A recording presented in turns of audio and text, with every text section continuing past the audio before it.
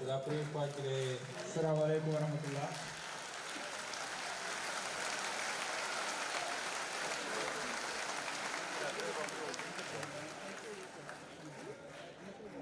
Monsieur le Président, Monsieur les ministres, Maître Moussassa, ministre de la Justice, et Bakary Sarr, honorables députés, Mesdames et Messieurs, la réforme constitutionnelle que nous examinons aujourd'hui ne doit pas être analysée sous le prisme des passions politiques ou des intérêts partisans. Elle mérite un débat serein, objectif et exclusivement fondé sur son contenu. Permettez-moi d'abord de rappeler un fait essentiel. Depuis l'indépendance de notre pays, le Sénégal a connu plus d'une trentaine de constitutions nouvelles ou de révisions constitutionnelles.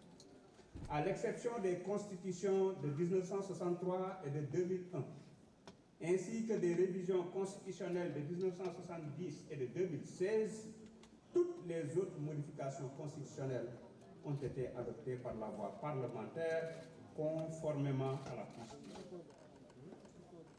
La révision constitutionnelle par voie parlementaire n'est donc ni une exception ni une anomalie.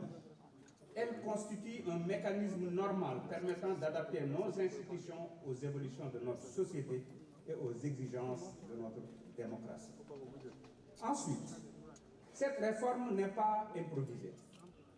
Elle traduit des engagements que PASTEF porte depuis plus d'une douzaine d'années et s'inspire de recommandations issues des Assises nationales, de la Commission nationale des réformes des institutions, des Assises de la justice et du dialogue national.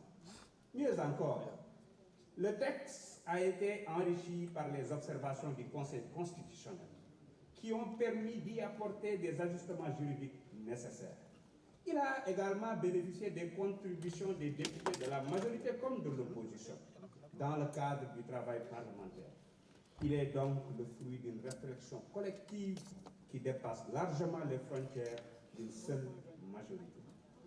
Au fond, la seule question qui mérite d'être posée est simple.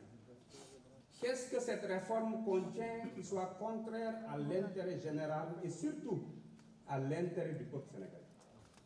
À cette question, chacun est invité à répondre avec rigueur. Cette réforme ne retire aucun droit aux citoyens. Elle ne remet en cause ni les libertés publiques, ni des principes démocratiques, ni l'état de droit.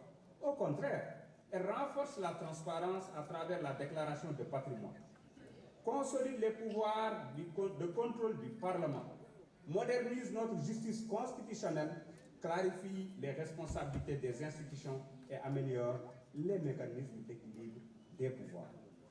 J'entends parfois dire que certaines dispositions seraient inspirées par des considérations personnelles ou conjoncturelles. Je voudrais rappeler un principe fondamental du droit constitutionnel.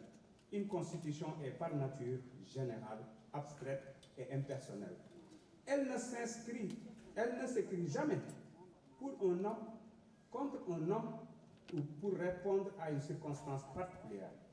Elle s'applique à tous les titulaires des fonctions concernées, aujourd'hui comme demain.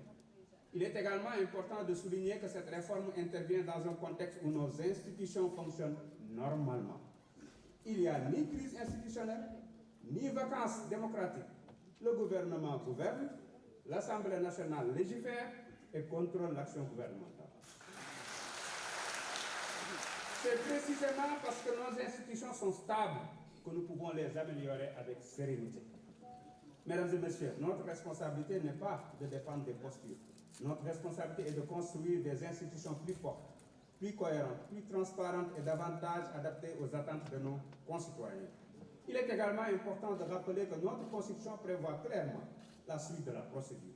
Après l'adoption de la loi de révision par l'Assemblée nationale, deux options sont ouvertes au président de la République.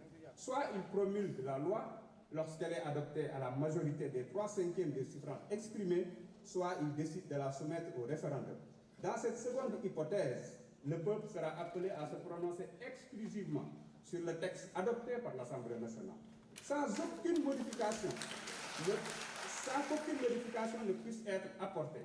Il s'agit d'une garantie constitutionnelle qui assure la transparence et la sécurité juridique de la procédure. Je vous remercie.